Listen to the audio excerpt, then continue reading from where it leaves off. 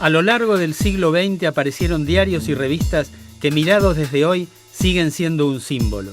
Cada uno en su época y a su manera innovaron en redacción y diseño, alcanzaron influencia social, política, cultural y estética. El objetivo de este programa será contar negro sobre blanco sus historias, con sus logros y también con sus contradicciones.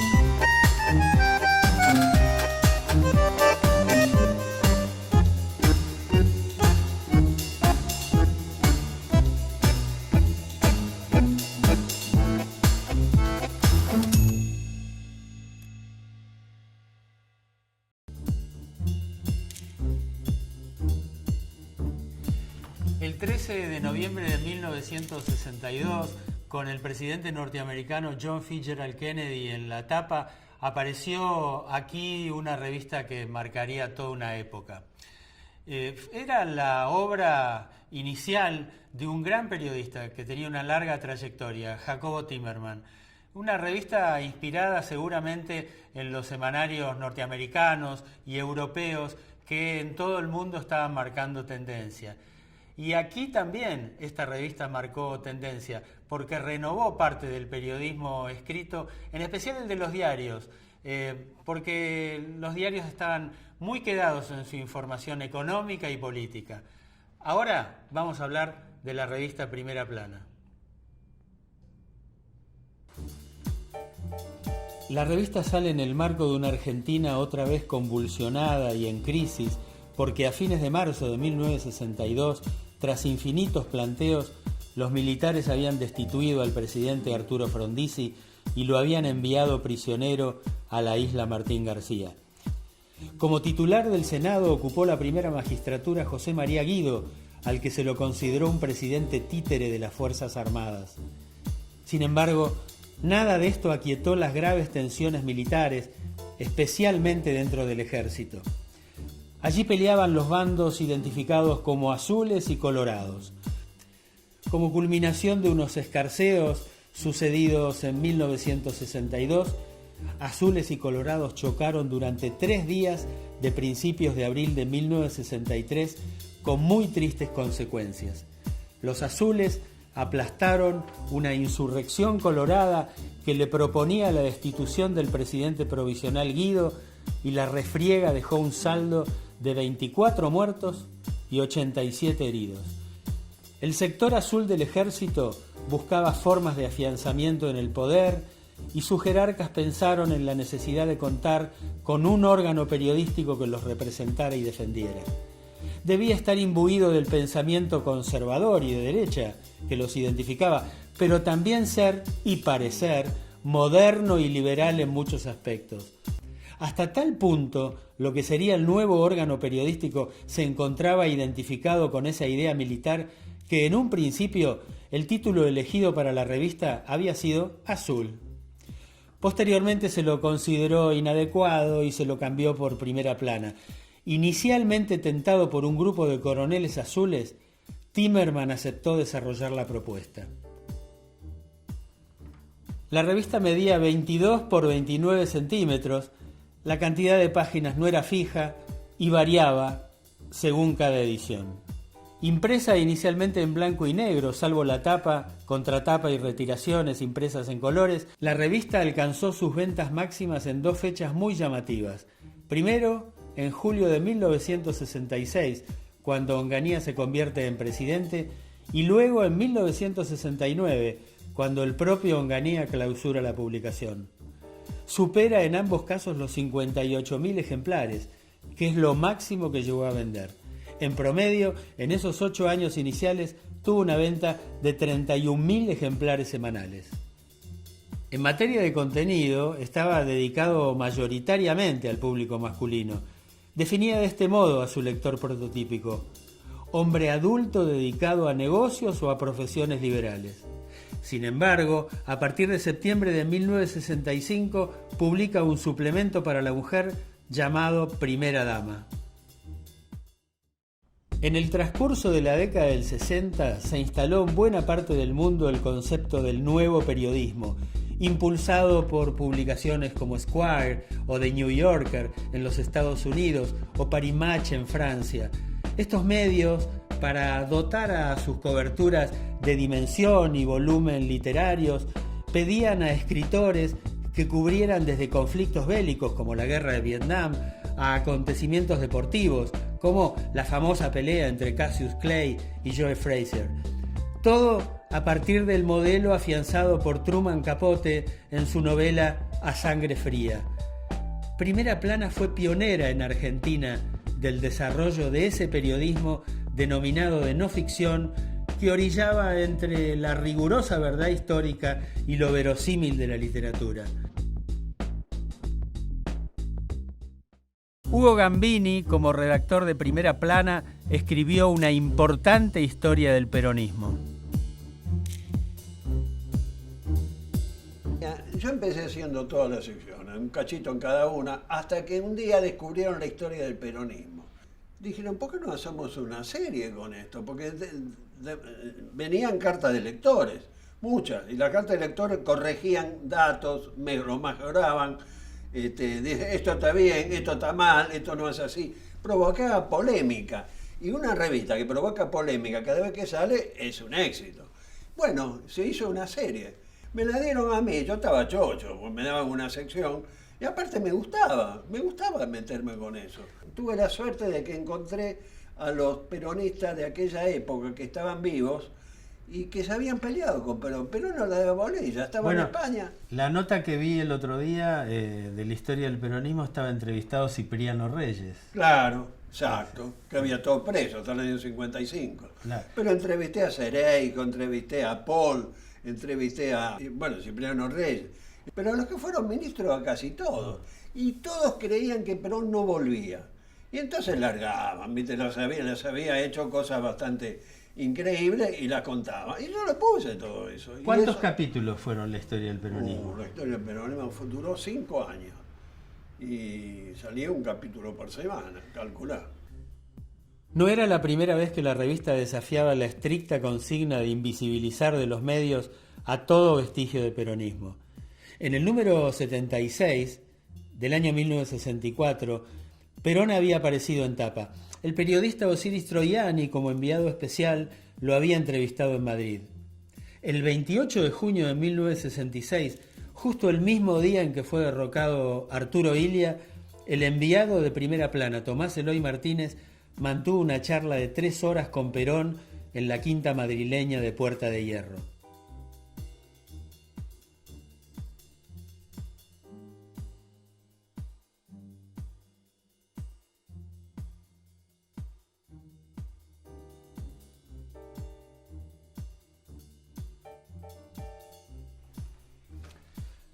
Tomás Eloy Martínez fue una firma estelar de la mejor época de Primera Plana y un periodista prototípico de esa redacción al que por su excelente nivel cultural pocos temas le resultaban ajenos.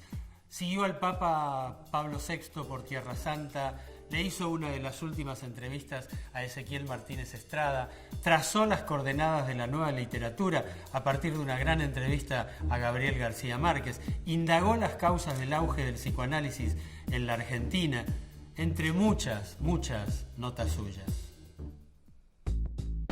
Entre septiembre de 1964 y marzo de 1965, y de la mano de su amigo Julián Delgado, el dibujante Joaquín Lavado, Quino, publicó la tira de un personaje que sería esencial en su carrera, Mafalda. Yo viví en una pensión en Belgrano. No era una pensión, era una señora que tenía una casa muy linda y alquilaba 2 piezas en las que yo alquilé primero, luego Julián Delgado, el padre era panadero y físicamente yo saqué de ahí a don Manolo. Claro. y que el padre de Julián quería que su hijo fuera panadero y Julián quería ser periodista. Entonces una vez que se peleó mucho con su padre, Julián le dio una puerta, una patada, se lastimó la pierna, entonces se vino a vivir conmigo a esta casa. Teníamos 2 piezas, pero que se intercomunicaban, ¿no? Había que pasar por la mía para llegar a la de él. Luego ahí también fue a parar Rodolfo Walsh. Y bueno, cuando apareció Primera Plana fue una revista que también cambió mucho la imagen del periodismo, porque... Sí. En 1962 fue eso. Sí, sí. ¿Y vos entraste ya directamente en el 62 o después? Yo entré en el 64, me parece. En el 64. Uh-huh. ¿Cuántas tiras habrás publicado ahí en 6 meses? Y salían 2 por semana. 6 meses, ¿cuántas semanas son? 20 y pico, ¿no? 30. 24. Uh-huh. Bueno, eso. Uh-huh. El gran Rogelio García Lupo pasó por la revista, pero firmó con seudónimo. Yo trabajaba con seudónimo, porque estaba prohibido por el gobierno militar de Onganía. ¿El motivo de la prohibición de Onganía cuál era? Había una curiosa definición que decía, no apto para el ejercicio profesional. Esto es una especie de comunicación pero yo ingresé a Primera Plana en los primeros días del año 70, cuando Primera Plana a su vez estaba también disfrazada. Era la época en que se llamaba Periscopio, por la misma prohibición de Onganía. Ya en el año 70 yo disfruté más de esta semiclandestinidad que se rompía a menudo, porque me tomaban fotos entrevistando a alguien y era Benjamín Venegas, que era una... Benjamín Venegas con B corta, Venegas. Venegas con B corta. Sí. ¿Y cómo habías elegido ese seudónimo? ¿Por qué? El seudónimo salió de una decisión poco seria. Abrir la guía de teléfonos en cualquier lugar y marcar con el dedo a ciegas una línea. Y había un tipo, Benjamín Venegas, evidentemente, Claro. que se habrá visto muy preocupado si alguien le comunicó que había un homónimo que firmaba en revistas cosas peligrosas. Y era distinto el clima, porque era una revista donde se podía escribir lo que vos realmente averiguabas. Por ahí te lo reescribían para mejorarlo, ¿no? Pero realmente vos podías escribir, podías contar lo que realmente habías visto. Uh-huh. Y eso no es fácil. Vos viste que en los diarios siempre hay un plus que te cambian. Uh-huh. Salvo que seas una firma ya conocida, bueno, está bien. Pero si no te cambian todo o te cambian algo. Ahí no, realmente era una cosa, llamaba la atención eso. Vos podías decir, pero yo averigué tal cosa, y bueno, y ponela, te decían, ¿y por qué no la ponés? Bueno, realmente trabajaba de otra manera. Primera Plana fue una de las publicaciones, no la única ciertamente, que erosionó de modo muy fuerte la estabilidad del gobierno democrático de Arturo Umberto Illia hasta su caída en 1966. Al presidente constitucional lo acusaba de conducir un gobierno débil e ineficaz, de propiciar infiltraciones marxistas. Asimismo, uno de los ilustradores de la revista, el humorista y caricaturista Flax, que es el seudónimo de Lino Palacio, lo representaba como un jubilado vencido, de andar cansino, propio de un médico de provincia sin grandeza y siempre merodeado por una paloma. A Onganía lo presentaban en cambio como única salida posible a la situación y lo ofrecían como garantía de orden y de respeto por la autoridad. Atento a esa política de deterioro de su imagen, el gobierno de Illia denunció judicialmente a las revistas Primera Plana, Confirmado, Atlántida e Imagen, y también a los periodistas Mariano Grondona y Mariano Montemayor. Desde sus editoriales pro-golpistas, Mariano Grondona sostenía en 1966 que la República tenía 2 grandes reservas: el ejército y el general Juan Carlos Onganía. Primera Plana era muy mala leche también, porque Illia tenía una señora que era una ama de casa, y la criticaban muchísimo de cómo se vestía. Sí. La ponían en ridículo. Cuando cayó Ilia, claro, fue todo un golpe, porque además lo recuerdo como el gobierno más libre que yo he tenido nunca en mi vida. Porque era un tipo macanudo que no hacía caso a los pedidos de los militares. Pero los militares se quejaban de que en la universidad había mucho comunismo y él decía, bueno, en todas partes hay comunismo en las universidades y las universidades son para crear gente politizada. Claro. No éramos culpables los periodistas, era culpable la dirección en cierto modo no fue Timerman, porque Timerman se había ido a la revista, estaba Dale Nogares, pero Ramiro, que después hizo un mea culpa de eso. Exactamente. Pero también dijo, lo reconoció, que se tiraban contra Ilia como si Ilia fuera quien sabe qué, y que no era Franco, ni era Mussolini, ni era Stalin. Era un tipo de acá, un argentino. Un tipo bueno, un tipo que daba una imagen de viejito bueno. No era tonto, ¿eh? El tipo tenía conciencia de las cosas, pero tenía la debilidad de los radicales de no querer hacer propaganda, no van a creer de que me estoy haciendo propaganda. Dice, lo que queremos que haga propaganda de tu gobierno, si es bueno, ¿por qué no? Pero bueno, viste esa discusión con los radicales que empieza hoy y no sabe cuándo termina. En la década del 80, Ramiro de Casasbellas, director de la publicación desde la salida de Timerman, hizo una autocrítica del hecho y del comportamiento. Por presumir de independientes, dijo, acabamos por serlo del destino de nuestra sociedad. Como todas las publicaciones de la época, ayudamos al derrocamiento del gobierno de Ilia. Cuando reaccionamos, el general usurpador del poder nos cerró la revista. Tal vez hizo bien. Más o menos en la misma época, Jacobo Timerman ratificó que sentía haber contribuido a la generación de un estado de ánimo colectivo desfavorable al gobierno de Ilia. Sergio Morero fue el único cronista que cubrió la violenta toma de la Facultad de Ciencias Exactas el 29 de julio de 1966 para Primera Plana. Yo trabajé en muchas secciones en Primera Plana, todos hacíamos de todo y trabajé bastante tiempo en universitarias, haciendo universitarias.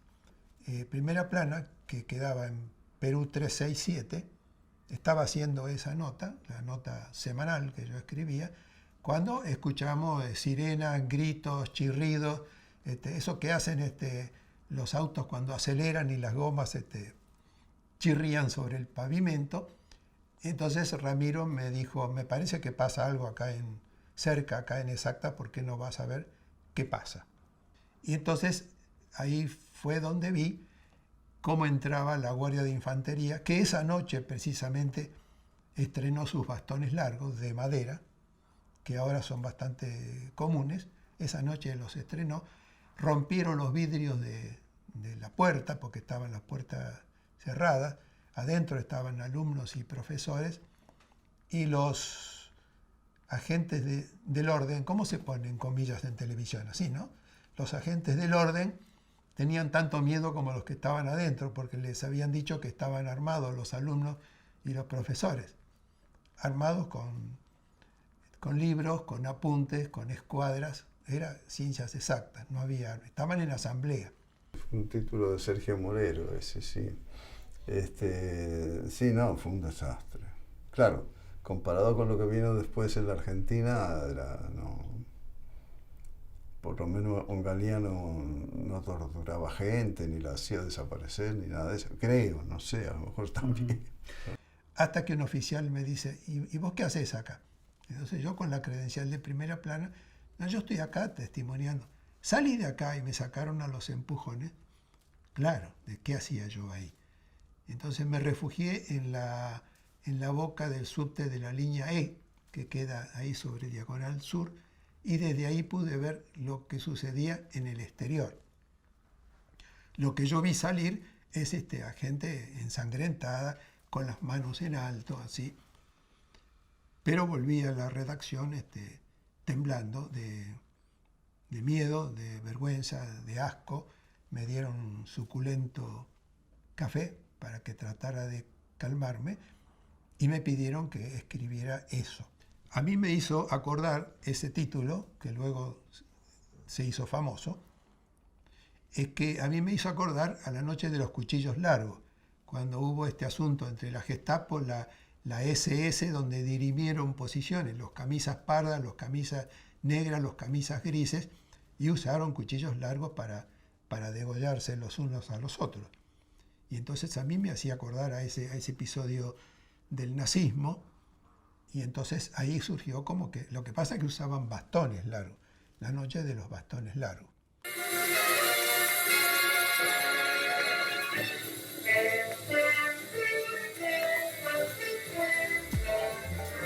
El 5 de agosto de 1969, luego de que en la edición 345 de la revista se diera lugar a la información de un enfrentamiento entre el presidente Onganía y el general Lanusse, Onganía clausuró la revista.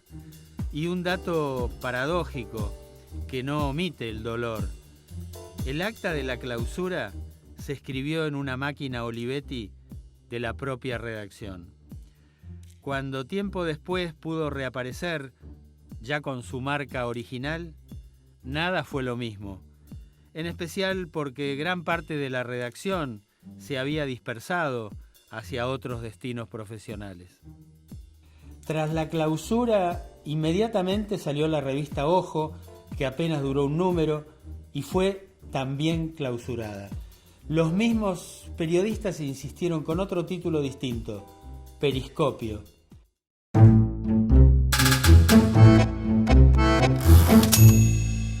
Cristian Alarcón se refiere a Primera Plana desde hoy. Lo más interesante de Primera Plana es que fue, creo que, la primer gran revista de editores, una revista de editores que no soslayaba la condición de autor de sus periodistas, pero también era un espacio para el arte. Fue una revista creada por un tipo que después además creó el diario más grande que hubo en este país, que fue el diario La Opinión, Jacobo Timerman.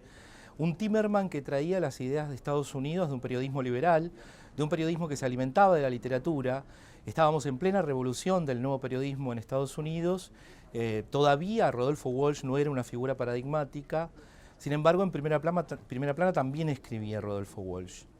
La revista abre, inaugura una época en la década del 60, en 1962, de un periodismo que no se conformaba con la noticia, de un periodismo que buscaba en la investigación, que intentaba dar contexto y que se atrevía a narrar. Esa fue la gran innovación estética de Primera Plana, la narración como una herramienta para informar. Se recibían el material y todo lo que se publicaba era reescrito por Tomás, por Ernesto Yo y por Delgado, que eran los tres editores que hacían la revista. Esto les permitía darle a toda Primera Plana un tono narrativo que era como si uno estuviese leyendo una novela o un cuento. Lo extraño es que los autores, que eran estos autores ya con nombre, con reconocimiento, se dejaban tocar. Y eso es algo que después dejó de ocurrir, ¿no? Hay todo, yo creo, un nuevo intento en algún periodismo que se está haciendo ahora, de generar textos que son textos trascendentes. Si volvemos a Primera Plana, seguramente nos vamos a encontrar que todos esos textos pueden volver a ser leídos hoy como si tuviesen todavía vigencia, y eso tiene que ver con ese esfuerzo puesto en la investigación y en la narración a partir de la reescritura. Eso significa que el ego de todos esos autores se fundía en un proyecto colectivo, se fundía en un proyecto que tenía como principal norte convertirse en una marca. Primera Plana fue la gran marca del periodismo gráfico de la década del 60.